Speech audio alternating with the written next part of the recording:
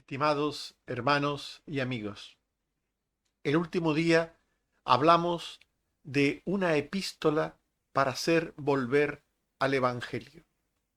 Y vimos que la epístola a los Gálatas fue escrita para hacer volver al Evangelio verdadero a creyentes desviados de la fe en él. La epístola a los Gálatas fue escrita por Pablo a comunidades cristianas de Galacia que recibieron el Evangelio de su propia persona.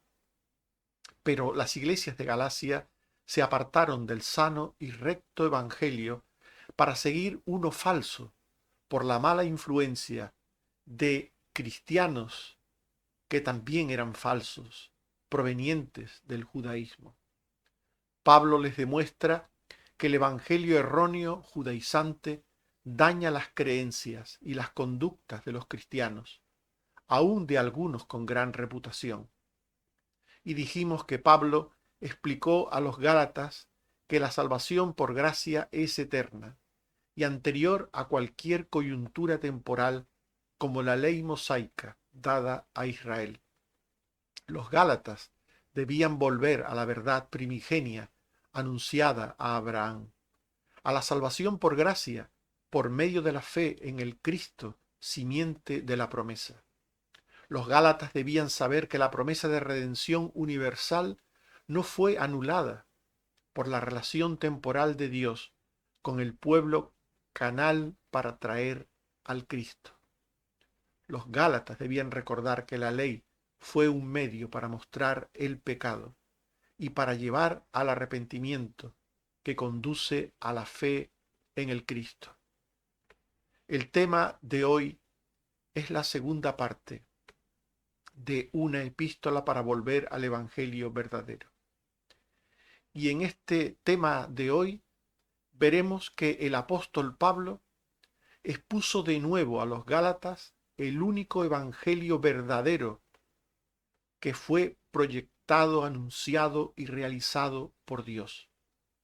Pablo dice a los Gálatas que este Evangelio verdadero, cuando lo recibimos al principio de nuestra relación con Él, nos encontró siendo niños, espiritualmente hablando. Gálatas 4, 1 al 3. Entre tanto que el heredero es niño, en nada difiere del esclavo, aunque es señor de todo, sino que está bajo tutores y curadores hasta el tiempo señalado por el Padre. Así también nosotros, cuando éramos niños, estábamos en esclavitud bajo los rudimentos del mundo.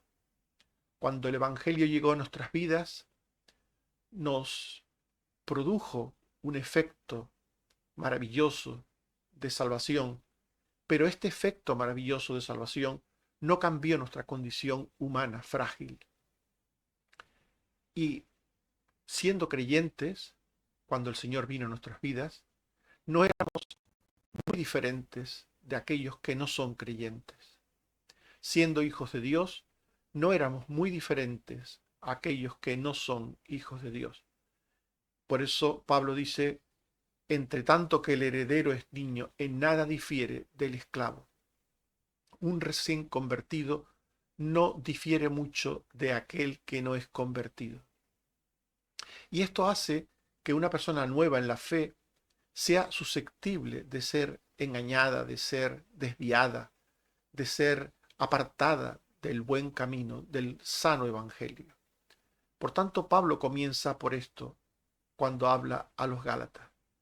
Recibisteis el evangelio de mí y entrasteis a ser hijos de Dios, a ser pueblo de Dios, pero en esa condición primera no teníais la capacidad suficiente para discernir la verdad del error, para diferenciar lo bueno de lo malo en los términos que se espera de un hijo de Dios.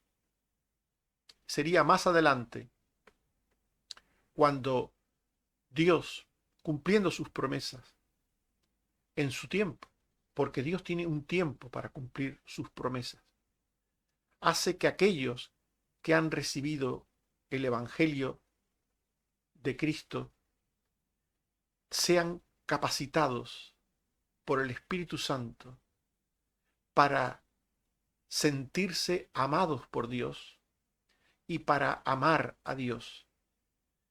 Llegaría un tiempo en la vida de los Gálatas, como en la vida de cualquier creyente, un tiempo entre el momento de la conversión y ese momento en el que el creyente entiende lo que ha sucedido en su vida, en que el creyente tendría la capacidad de discernir lo que le ha sucedido.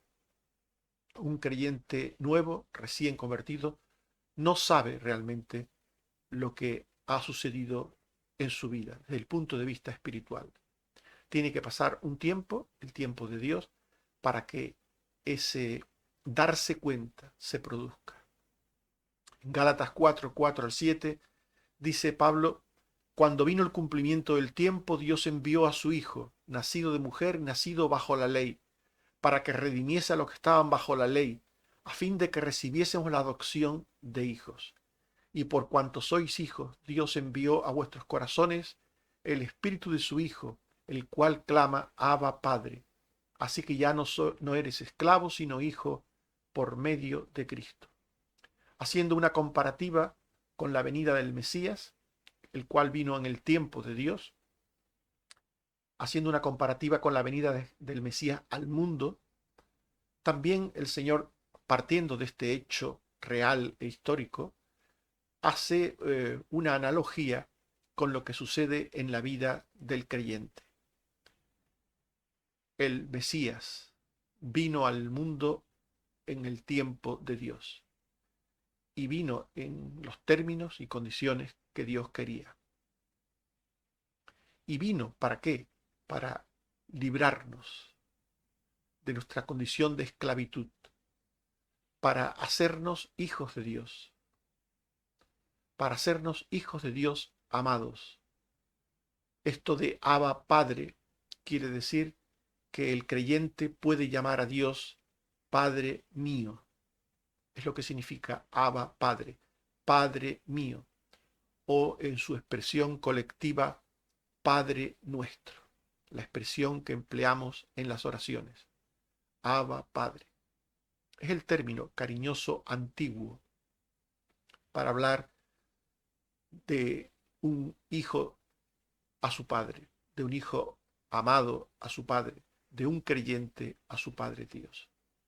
Algunos erróneamente dicen que Abba Padre significa papá.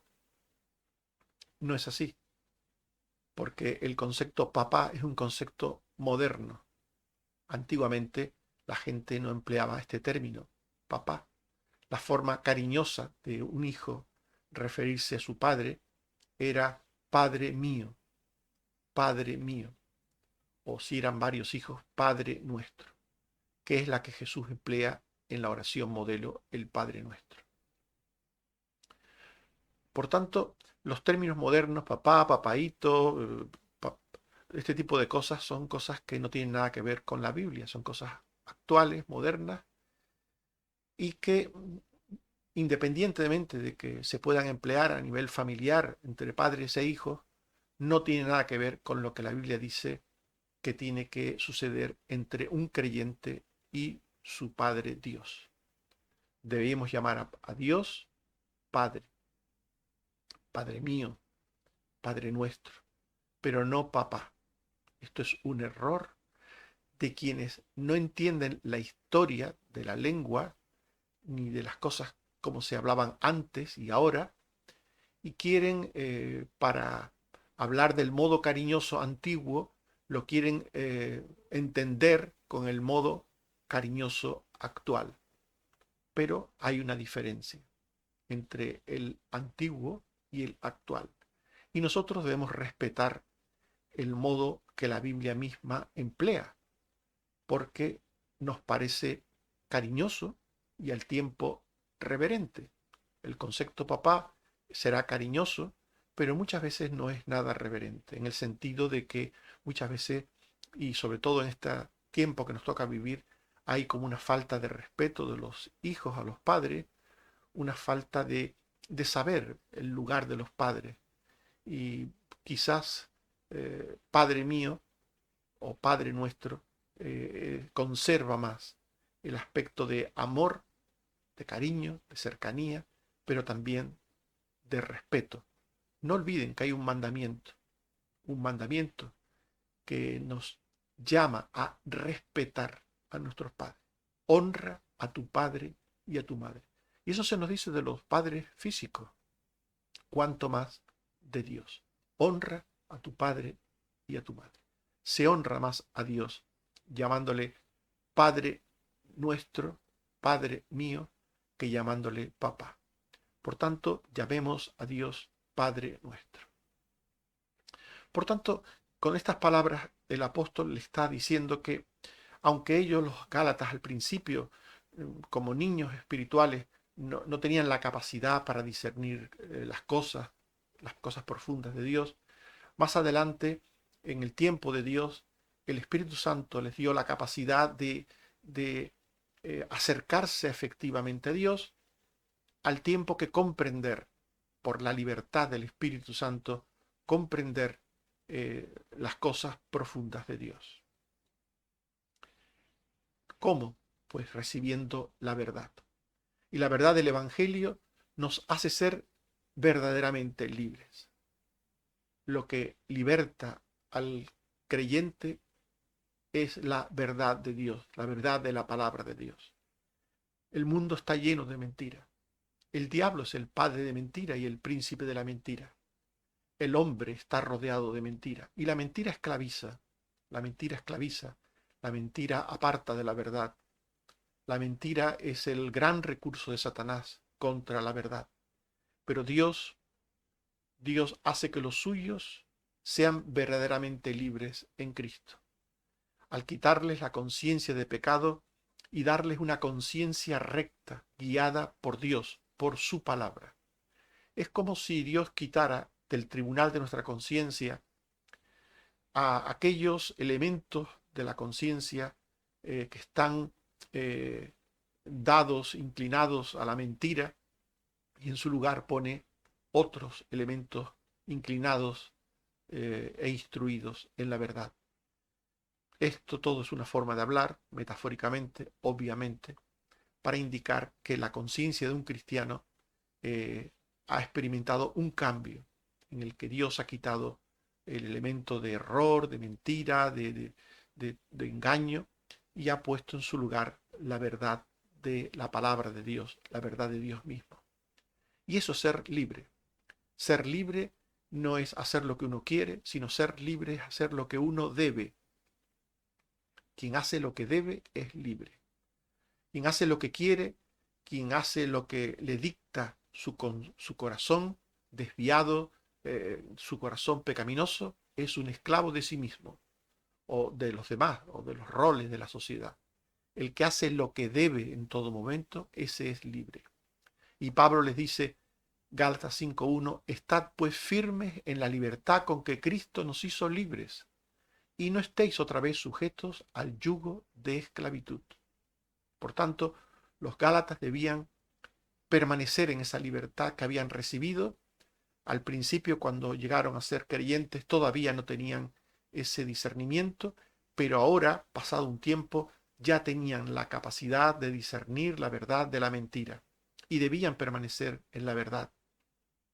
Debían estar ya en Cristo, por Dios, porque ya la obra de Cristo había sido realizada y ya ellos debían experimentar la salvación de Cristo. El Cristo del Antiguo Testamento era el Cristo que había de venir, que había de realizar una serie de obras redentoras. El Cristo del Nuevo Testamento es el Cristo que ya ha venido, que ya ha cumplido la voluntad de Dios, que ya ha redimido su pueblo. Y ellos debían estar en ese Cristo, en el Cristo del Nuevo Testamento, en el Cristo venido, en el Cristo que ha cumplido la palabra de Dios. En ese Cristo debían estar ellos. Y es la verdad del Evangelio la que hace distinguir a un creyente entre lo anunciado en el Antiguo Testamento, lo simbolizado y anunciado a través de símbolos proféticos y la realidad espiritual que contenía el símbolo y que ya está cumplida. Un creyente, una persona que es creyente en el Cristo que ha venido, debe saber distinguir el símbolo del hecho real espiritual que contenía. Debe saber distinguir el símbolo de la realidad espiritual que contenía. Esto es muy importante, que un creyente sepa distinguirlo. En Gálatas 5, 2 al 4 se dice: y aquí yo, Pablo, os digo que si os circuncidáis, de nada os aprovechará Cristo. Y otra vez testifico a todo hombre que se circuncida que está obligado a guardar toda la ley. De Cristo os desligasteis, los que por la ley os justificáis, de la gracia habéis caído. Uno de esos símbolos del Antiguo Testamento que apuntaba a una realidad espiritual venidera era la circuncisión. La circuncisión era la señal del pacto en el Antiguo Testamento, del pacto hecho con Abraham, del pacto de gracia. Y la circuncisión era una especie de operación en el prepucio del varón que hablaba de que Dios cumpliría su promesa, quitando el impedimento para alcanzar dicha promesa. Era un elemento, por tanto, simbólico, profético, que se cumpliría en el Espíritu Santo, por la obra del Espíritu Santo. El Espíritu Santo es quien quita el impedimento para que una persona pueda ser hijo de Dios, para que una persona llegue a ser hijo de Dios. La obra del Espíritu Santo es el cumplimiento, es la realidad. La circuncisión era el símbolo profético. La circuncisión era el negativo. La obra del Espíritu Santo es la foto de aquel negativo. La circuncisión era la sombra de Cristo que proyecta una sombra hacia atrás. Por tanto, los judaizantes se habían aferrado a los símbolos que ya estaban cumplidos. Y a pesar de que estaban cumplidos, en su evangelio erróneo, pretendían mezclar lo real con lo simbólico, lo cumplido con lo anunciado en el Antiguo Testamento, lo ya cumplido con lo profetizado que había de venir. Si ya había venido, si ya se había cumplido lo profetizado, lo simbolizado, el símbolo ya no podía seguirse observando. Un símbolo de algo que ha de cumplirse y que se cumple, cuando llega al cumplimiento ya el símbolo deja de tener sentido. Por tanto, los judíos cristianos, presuntamente cristianos, no entendían la realidad espiritual de aquellos símbolos y pretendían tener una especie de cristianismo en el que mezclaban lo cumplido con lo anunciado, lo que era real con lo que era símbolo de lo real. Y era un caos, porque mezclaban ritos del Antiguo Testamento cumplidos en Cristo con el propio Jesucristo y ese cumplimiento de las cosas. Era un caos. Por eso Pablo les dice: os digo que si os circuncidáis, de nada os aprovechará. No servirá de nada. De nada sirve a un cristiano del Nuevo Testamento observar ritos del Antiguo Testamento, sea la circuncisión, como se habla en este caso, sea otros ritos. Hay cristianos, hay iglesias cristianas y cristianos particulares que hoy en día observan la fiesta de la Pascua, la fiesta de los tabernáculos, guardan el sábado, y estas personas no se enteran de nada, no se han enterado de nada. No se han enterado de nada. Dicen ser cristianos, pero es que no se han enterado de nada. Todo eso eran símbolos de realidades espirituales que se cumplirían en Cristo y que ya están cumplidas en Cristo. Por tanto, no pueden seguir con los ritos simbólicos, porque ya están cumplidos en Cristo. Eso es absurdo, absurdo.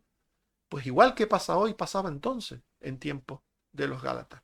Y Pablo se los dice a ellos, si os circuncidáis, de nada os aprovechará, de nada.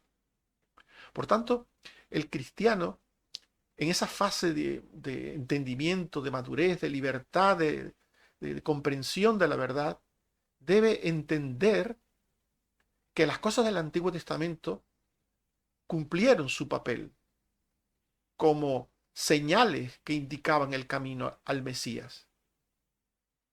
Cumplieron su papel, indicando que vendría el Mesías. Pero el Mesías ya vino, ya hizo la obra, ya murió en la cruz. Y todo lo que hablaba de los efectos redentores de Cristo, como el nuevo nacimiento, de lo cual era un símbolo la circuncisión, ya ha sido cumplido por el Espíritu Santo. Jesús lo dijo, el que no naciere del agua y del Espíritu no puede entrar en el reino de los cielos. Por tanto, los Gálatas tenían que entender esto, tenían que entender la verdad del Evangelio, tenían que entender la verdad del Evangelio y el Evangelio de verdad. Ambas cosas tenían que entenderlo, porque solamente eso hace que un creyente pueda estar seguro de que está en la salvación de Dios. La salvación de Dios tiene un contenido de fe, un contenido de fe. Y el creyente que es salvo tiene que tener ese contenido de fe correcto, correcto. No podemos creer cualquier cosa sobre Cristo, sobre las cosas que tienen que ver con Él, sobre la salvación, sobre las cosas antiguas, sobre las cosas de hoy. No podemos creer cualquier cosa. Hay creyentes que no distinguen una cosa de otra. Dice Gálatas 5, 5 al 15, nosotros por el Espíritu aguardamos por fe la esperanza de la justicia, porque en Cristo Jesús ni la circuncisión vale algo, ni la incircuncisión, sino la fe que obra por el amor. Porque vosotros a libertad fuisteis llamados, pero no uséis la libertad como ocasión para la carne, sino servíos por amor los unos a los otros, porque toda la ley en esta sola palabra se cumple, amarás a tu prójimo como a ti mismo. Toda la ley de Dios en el Antiguo Testamento tenía un fin, Cristo. Y Cristo tiene un fin para nosotros, salvarnos, redimirnos y llevarnos a amar a Dios con todo nuestro corazón, alma y mente, y a nuestro prójimo como a nosotros mismos. Porque toda la ley se resume en una sola sentencia, amar a Dios y al prójimo. Por tanto, todo lo dicho en el Antiguo Testamento se resume en una sentencia, se resume, se concentra en Cristo y en su obra de redención y de amor en los suyos. Y quien está en la salvación verdadera ama. Los judaizantes no amaban, no amaban, para nada amaban. El error no lleva a las personas a amar a Dios ni a amarse unos a otros. El error enfrenta a las personas. Lo vemos en la propia Biblia. Donde quiera que había error, había enfrentamiento entre las personas. Unos que decían que eran de Pablo, otros que decían que eran de Cefas, otros decían que eran de Apolos. El error divide a las personas. Los judaizantes se dividían con otras personas. Y esto es evidentemente producto del error. El error separa, el error divide, la verdad une, la verdad une a los creyentes en Cristo. La verdad del Evangelio hace que el creyente viva en el Espíritu Santo y por el Espíritu Santo, muriendo al pecado propio y dando el fruto de la santidad del Espíritu. Un creyente de verdad es alguien que está en el Espíritu, que anda en el Espíritu. Gálatas 5:16 al 18. Andad en el Espíritu y no satisfagáis los deseos de la carne, porque el deseo de la carne es contra el Espíritu y el del Espíritu es contra la carne. Y estos se oponen entre sí, para que no hagáis lo que quisierais. Pero si sois guiados por el Espíritu, no estáis bajo la ley. El que es cristiano tiene al Espíritu Santo morando en él. Y por el Espíritu tiene un deseo de amar a Dios, de amar al prójimo, un deseo de luchar contra el pecado, de erradicar el pecado de su vida. El Espíritu Santo en la vida de una persona le hace querer y procurar ser santo. Querer y procurar ser santo. El que no tiene el Espíritu Santo ni quiere ni procura ser santo.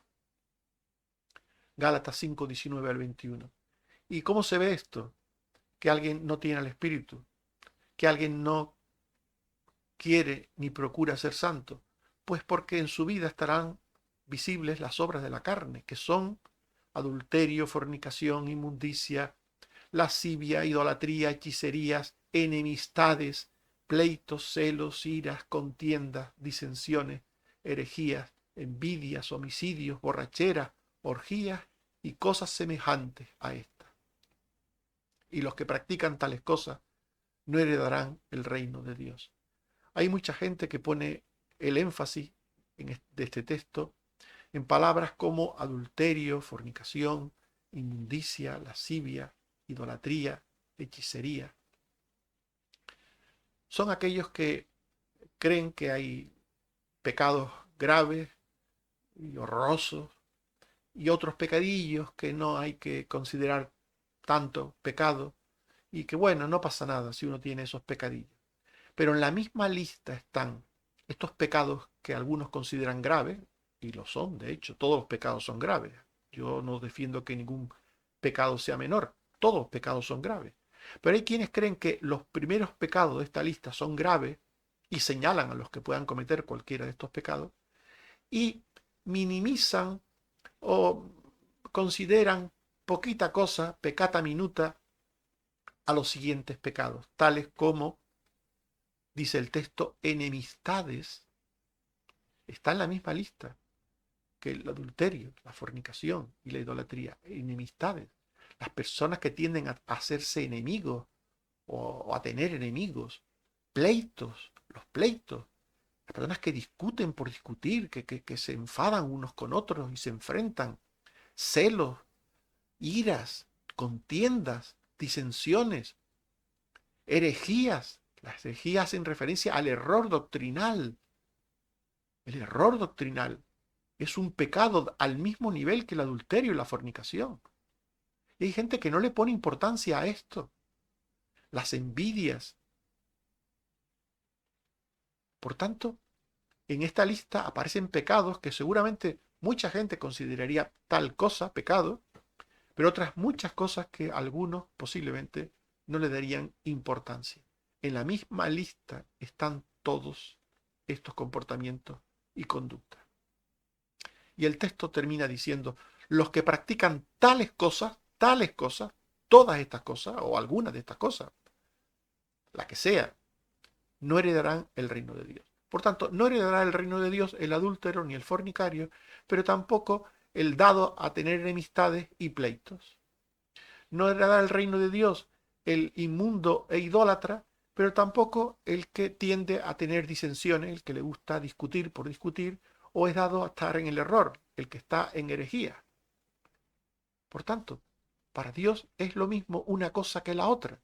Normalmente, el fariseo, que puede estar cometiendo diariamente el pecado de enemistad, pleito, celo, ira, contienda, disensión, herejía, envidia, el fariseo que comete estos pecados y no pasa nada, Seguramente está todo el día señalando a alguien porque es adúltero, fornicario, inmundo o porque es hechicero. Seguramente le está señalando.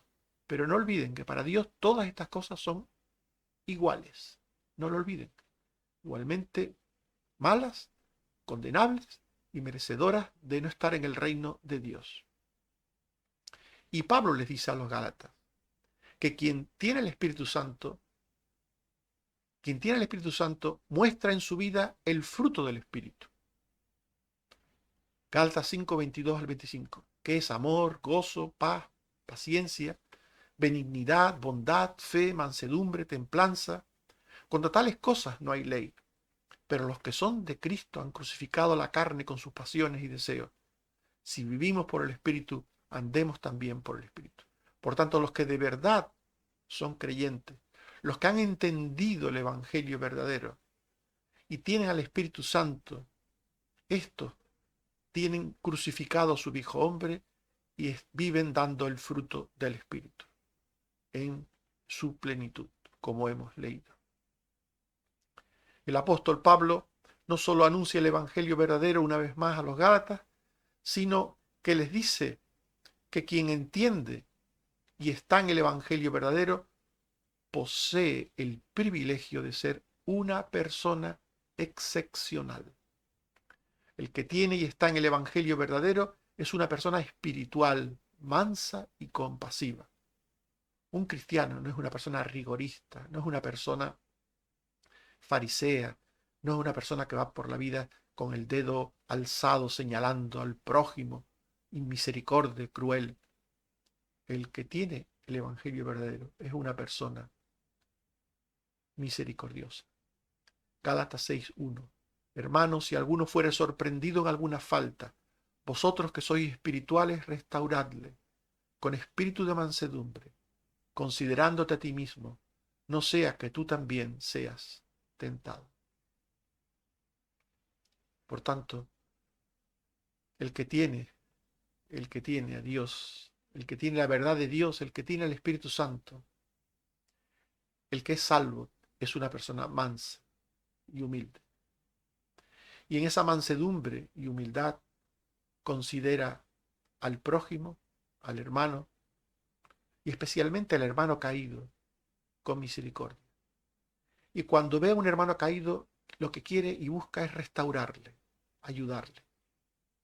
El falso cristiano, cuando ve que otro hermano cae, lo que quiere es ponerle el pie sobre la cabeza.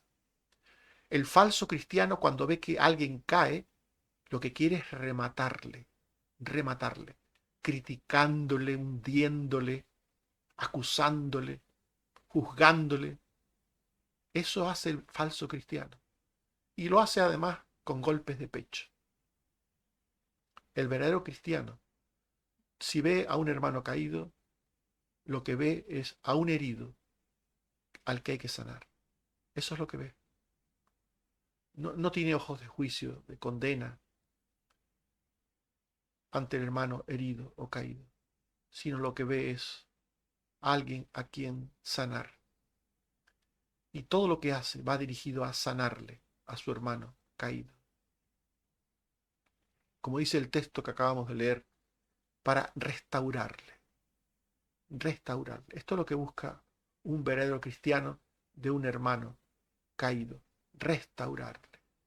No pisarle, no hundirle, no rematarle, restaurarle.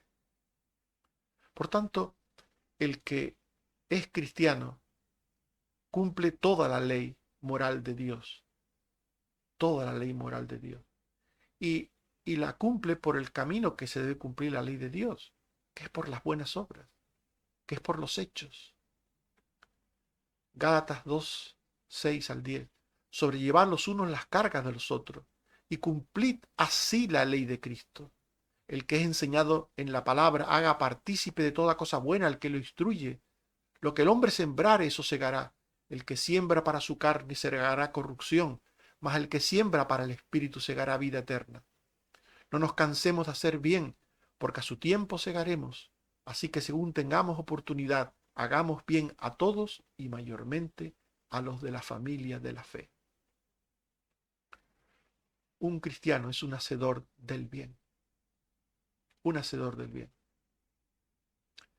Alguien que siembra el bien, la justicia, la misericordia, todo lo demás, toda esa parafernalia de religiosidad vana de la que algunos se revisten, eso es un engaño. Hay una gran parte del cristianismo que vive en un engaño. Creen ser cristianos porque hacen cosas, porque creen cosas. Y creen que son cristianos porque hacen cosas y creen cosas independientemente de cómo vivan. Y todo lo que uno crea o haga, si no tiene una consecuencia en la vida, no sirve de nada. No sirve de nada. Si tú no tienes un corazón de amor y de misericordia, no olviden, toda la ley se resume. Toda la ley de Dios, toda la ley de Dios se resume en amar a Dios y en amar al prójimo. Toda la ley. Si tú no vives amando a Dios y amando al prójimo, y vives solamente para practicar ritos y creencias, estás viviendo un engaño. Te estás engañando a ti mismo. Estás perdiendo tu vida siguiendo una secta cristiana, una forma falsa de fe cristiana, porque nada de eso tiene que ver con el evangelio verdadero. El evangelio verdadero es vida. El evangelio verdadero es cambio de vida, de la vida vieja por una vida nueva. El evangelio verdadero hace vivir en la vida nueva. Este es el evangelio verdadero. Por tanto, tú mismo sabrás lo que haces. Tú mismo lo sabrás. Sabrás si tu vida es solamente un conjunto de creencias y de prácticas y de ritos religiosos. No necesariamente tienen que ser como el de los judíos, la circuncisión, la Pascua y otro tipo de cosas. Pueden ser otros. Los cristianos de hoy tienen otros ritos en los que confían. Y todo eso es un error si no está acompañado de las obras que la Biblia llama el fruto del Espíritu, para indicar que son obras espontáneas, que salen cual fruto, que brotan cual fruto del corazón de un creyente verdadero. El que tiene y está en el Evangelio verdadero tiene motivo de gloriarse por lo que Dios ha hecho en él y hace a través de él. Un verdadero cristiano nunca tendrá un motivo para gloriarse salvo en el Señor. Nunca podrá decir como aquel fariseo: te doy gracias porque yo no soy como los otros hombres, porque yo hago esto, aquello y lo otro.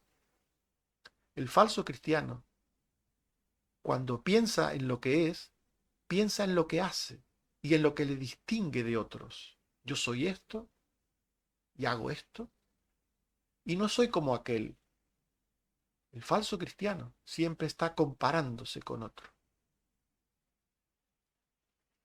Y lo que le hace sentirse bien es esa diferencia entre lo que él cree ser y lo que él cree hacer. Pero eso no sirve de nada. No sirve de nada. Gálatas 6, 3 al 5. Porque el que se cree ser algo no siendo nada, a sí mismo se engaña. Así que cada uno someta a prueba su propia obra, y entonces tendrá motivo de gloriarse, solo respecto de sí mismo y no en otro, porque cada uno llevará su propia carga. Los judaizantes, cuyo evangelio falso había contaminado a los gálatas, confiaban en lo que hacían. Y los gálatas estuvieron en ese tránsito de la verdad que Pablo les llevó al error, por el que también llegaron a confiar en lo que hacían. Pero no sirve de nada. El evangelio verdadero es una obra de Dios en los corazones. una obra de Dios por el Espíritu Santo que nos quita la mentira por la verdad, la esclavitud por la libertad, el desamor por el amor, el orgullo y la soberbia por la humildad y la mansedumbre, el odio, el desprecio por el amor y la misericordia. Por eso el que se cree ser algo, porque hace cosas, porque cree cosas. Y he visto cientos, si no miles, de personas que creían, según ellos, en la sana doctrina. Creían, según ellos, en la sana doctrina. Y según ellos, hacían tales o cuales cosas que les hacía sentir creyentes de primera división. Pero no eran nada, no eran nada, no eran nada. Porque en sus corazones no había ni amor a Dios, ni amor al prójimo. No eran nada, nada. A pesar de su sana doctrina, a pesar de sus conductas religiosas maravillosas, según ellos, no eran ni son a día de hoy nada, nada. Porque el que es cristiano de verdad, no solo como persona nueva, vive en una realidad nueva, distinta, por la gracia de Dios, sino que busca, busca agradar a Dios. El creyente busca agradar a Dios. Si podemos usar metafóricamente la palabra obsesión en un sentido bueno, en el mejor sentido de la palabra, obviamente. Un cristiano está convencido de que todo lo que ha sucedido en su vida es por la gracia de Dios y quiere agradar a Dios. El falso cristiano quiere agradar en la carne. A sí mismo quiere agradarse y quiere agradar a otros en la carne. Y los falsos cristianos obligan a otros a cumplir sus preceptos religiosos y morales. Un verdadero cristiano jamás hará esto, jamás, jamás. Un verdadero cristiano jamás pretende que nadie haga lo que él hace. No obliga a nadie a hacer lo que él hace. Él lo hace por la gracia de Dios. Y cualquiera que lo haga tiene que hacerlo por la gracia de Dios. Por lo tanto, no se puede obligar a nadie a hacer lo que uno hace. Si tú amas de verdad, con todo tu corazón, alma y mente, gloria a Dios. Pero no puedes obligar a nadie a hacer eso. Si tú te has apartado de tal o cual pecado por la gracia de Dios, qué bueno. Pero no puedes obligar a nadie a hacer eso. Pero los que no entienden las cosas, mirad lo que dice Gálatas 6, 12 al 15. Los que quieren agradar en la carne os obligan a que os circuncidéis, para no padecer persecución a causa de la cruz de Cristo, porque ni aun los mismos que se circuncidan guardan la ley, pero quieren que vosotros os circuncidéis, para gloriarse en vuestra carne.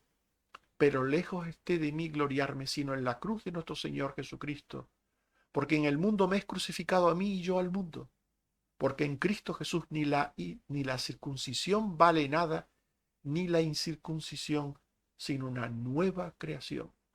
Para un cristiano esto es lo que vale, una nueva creación, ser personas nuevas, distintas. Esto es lo que vale. Y esto es por la gracia de Dios. Todo lo demás no sirve de nada. Estar circuncidado, no estar circuncidado, hacer esto o dejar de hacerlo, no es por dejar de hacer una cosa o por hacer otra, la contraria. No es por eso que agradamos a Dios. Es ser personas nuevas en Cristo.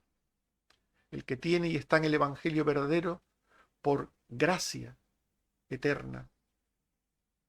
Esto es el Evangelio verdadero, el Evangelio de la gracia eterna, hace la voluntad de Dios y la hace libremente, voluntariamente, de corazón, sinceramente. Gálatas 6, 16 y 18. Y a todos los que anden conforme a esta regla, paz y misericordia sea a ellos y al Israel de Dios. Hermanos, la gracia de nuestro Señor Jesucristo sea con vuestro espíritu.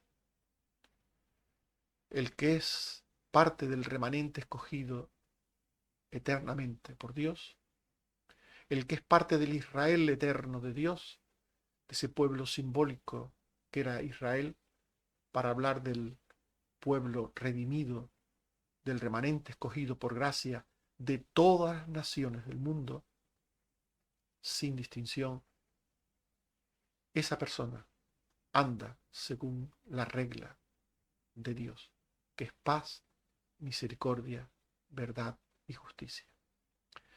Estimados hermanos y amigos, hemos hablado en este y el anterior estudio de una epístola para volver al Evangelio verdadero.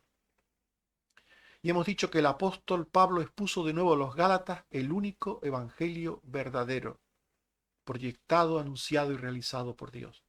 La verdad de Dios se percibe, se recibe por el Espíritu Santo y nos hace ser verdaderamente libres en Cristo, mediante una conciencia recta guiada por Dios. El Evangelio de verdad nos libra de las ceremonias simbólicas, ya cumplidas en Cristo, y cuya observancia no tiene nada que ver con la salvación de gracia. El Evangelio de verdad lleva al creyente en Cristo a cumplir toda la ley de Dios por amor a Dios y por amor al prójimo, mortificando la carne y dando el fruto del Espíritu Santo. Y vimos que Pablo dijo a los Gálatas que quien entiende y está en el Evangelio verdadero posee el privilegio de ser una persona excepcional. Es una persona excepcional porque es espiritual, es mansa, es compasiva. Es una persona excepcional porque cumple toda la ley de Dios en Cristo, según establece la propia palabra de Dios. Es una persona excepcional porque tiene motivo de gloriarse por lo que Dios hace en él por medio de Cristo y por medio de su obra, y lo hace solamente gloriándose en Dios, en Cristo. Este es el motivo de gloria de un creyente. Soy lo que soy por la gracia de Dios. Y no yo, sino la gracia de Dios conmigo. Este es el único motivo que tiene un cristiano para gloriarse. Decir, soy lo que soy por la gracia de Dios. Punto. El creyente verdadero que entiende por gracia la verdad del Evangelio y hace la voluntad eterna de Dios es parte del remanente salvo universal o Israel de Dios. Estimados hermanos y amigos, que Dios nos ayude a entender el Evangelio verdadero y a estar en él. Que Dios nos libre del Evangelio falso que hubo tanto en el tiempo de Pablo, pero que también hoy abunda mucho. El Evangelio de los ritos, el Evangelio de la confianza en las creencias y de los ritos, el Evangelio que olvida la vida nueva que debe tener un cristiano. Apartémonos de ese Evangelio falso y vivamos el Evangelio de la nueva vida en Cristo. Ese Evangelio que cambia nuestro corazón, nuestra vida, que lo hace distinto para la gloria de Dios y para la honra de su nombre. Que el Señor nos bendiga. Amén. Oremos. Señor, te damos gracias por tu palabra y te pedimos, Señor, que tengas misericordia y nos ayudes a entenderla. También te suplico que bendigas a los enfermos, especialmente te pedimos por Benjamín, por su familia y también por otros hermanos que están recibiendo tratamientos o esperando operaciones. Sé con todo tu pueblo, oh Padre. Y también otras cosas que tenemos por delante, ayúdanos y guíanos, Señor. Hágase tu voluntad, así como en los cielos también en la tierra. Por Jesucristo tu Hijo. Amén. Que el Señor nos bendiga a todos. Amén.